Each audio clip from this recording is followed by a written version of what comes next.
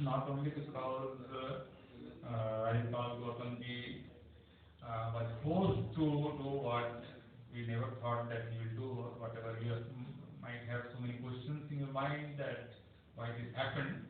But I think that this event also underlines that our democracy hasn't evolved in a way it should have been, and there are some uncharted territories, some spaces where ideally, according to Constitution, we should have gone, but when we go there, as if there is some dynamite is there with blast.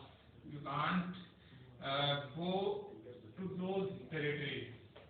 Though it is there in Constitution, in law book, you can convert, you can change your religion, you can have your faith, you have right to do so many things. But in practice, in real life, there is a problem in going there, because somebody देखिए इसमें एक चीज है कि संविधान हमें बहुत सारी आजादियां दे रहा है, कानून की किताब में बहुत सारी आजादियां दे रही हैं, फिर भी जो मैं कह रहा था मतलब ये कि कुछ ऐसे टेरिटरीज हैं जहां जब आप एक्चुअली पैर रखते हैं तब पता चलता है कि आपके नीचे से कुछ टूट गया है, बम फट गया है।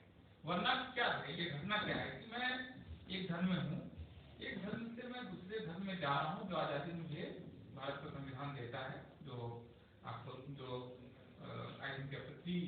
हमें ये आजादी हमें मिली हुई है कि हम इस तरह के अपने लिबर्टीज को एक्सरसाइज कर सकते हैं, धर्म बदल लेना या किसी दूसरे धर्म में जाने एक सिंपल प्रोसेस है, दुनिया की ज्यादातर डेमोक्रेसी इसको अलाउ करती है। तो आप जब एक धर्म से दूसरे धर्म में जाते हैं तो पिछले धर्म की बातों को नहीं मानते हैं और एक नए धर्म को मानते हैं जो आपको अच्छा लगता है, ये आपकी चॉइस है जिसका टॉपिक में है। तो बाबा साहब जिस समय बॉर्न हिंदू से और बुद्धिज्म की तरफ जब जा रहे हैं तो पीछे मुझे क्या क्या नहीं करना है और मैं क्या करूंगा, ये मेरे ख्याल से 22 प्रतिज्ञाओं का 2 हिस्से में बांट सकते हैं कि मैं पीछे ये कर रहा था, ये नहीं करूंगा और अब क्या क्या करूंगा। तो ये मेरे ख्याल से आप दोनों को मालूम होगा। इसमें ऐसा कोई आसमान फटने जैसी बात नहीं है। एक मुसलमान अगर हिंदू धर्म में जाएगा तो बोलेगा कि मैं पीछे ये मान रहा था, ये मैं नहीं मानूंगा और अब ये मानूंगा। यही कन्वर्सन का मतलब यही है कि मैं किसी खास प्रैक्टिस में हूँ और उस प्रैक्टिस को नहीं करूंगा। खास करके शेड्यूल कास्ट के लोगों के लिए तो बहुत नेचुरल है कि जिस धर्म ने उन्हें इतनी ज्यादा पीड़ा दी, इतनी तकलीफें दी, जिसकी क्या विश्व इतिहास में कोई तुलना नहीं है, वहां से निकलकर अगर कोई लिबरेट होता है, मुक्ति के रास्ते पर चलता है, तो इसको लेकर बहुत ज्यादा एजुकेटेड होने की जरूरत नहीं है। लेकिन ऐसी घटनाएं बता रही हैं कि भारत का जो डोमिनेंट, जो प्रभावशाली डिस्कोर्स है, वो इस तरह की बात को नहीं करने दे रहा है। तो हमें लग रहा है कि इस डिबेट के जरिए जो अगर हम कामयाब होते हैं इस डिबेट में, तो हम असल में भारतीय लोकतंत्र का वो हिस्सा क्लेम करेंगे जो कागज पर है और जमीन पर नहीं। एक्चुअली वो अधिकार में मिला हुआ है, लेकिन जब हम उसको एक्सरसाइज करने जा रहे हैं तो आप देख रहे हैं कितना हंगामा हो रहा है। तो ये अगर इस लड़ाई का महत्व इस मामले में, इसलिए नहीं कि एक व्यक्ति का एक पद है, वो मंत्री था, नहीं है, रहेगा, ये उस कहानी का एक छोटा हिस्सा है, महत्वपूर्ण हिस्सा है, लेकिन इससे आजादी का एक पूरा दायरा खुलेगा। तो मैं इसको बहुत गंभीरता से इस मामले को हम सब लोग, आप सब लोगों की भी नजर है क्या हो रहा है, क्योंकि ये अपने आप में कितनी चिंता की बात है कि एक व्यक्ति जिस पर अभी तक एफआईआर दर्ज नहीं हुई है, वो पॉलिटिकल सिचुएशन में दबाव वगैरह क्या रहा होगा किसी को नहीं मालूम, अंदर की अंतर कथाएं हम सब लोगों को नहीं पता होती हैं, जानने की जरूरत भी नहीं है, लेकिन अल्टीमेट रिजल्ट ये है कि उनको मंत्री नहीं रहने की स्थिति आई। तो आप सिर्फ 22 प्रतिज्ञाएं जो भारत सरकार छापते हैं, उनके जी ने बहुत सही बताया, वॉल्यूम 17 22 प्रतिज्ञा उसमें है इंग्लिश में, भारत सरकार ने छापी है, सोशल जस्टिस मिनिस्ट्री ने छापी है, महाराष्ट्र गवर्नमेंट ने छापी है, हिंदी में वॉल्यूम 40 में पूरी की पूरी 22 पुस्तिकाएं लिखी हुई हैं जो भारत सरकार के मिनिस्ट्री ने छापी है। उसको केंद्रीय मंत्री थावरचंद गहलोत जो थे उन्होंने उसकी भूमिका लिखी है। उसको भारत सरकार रिलीज करती है, लाखों की संख्या में छापती है और बेचती है।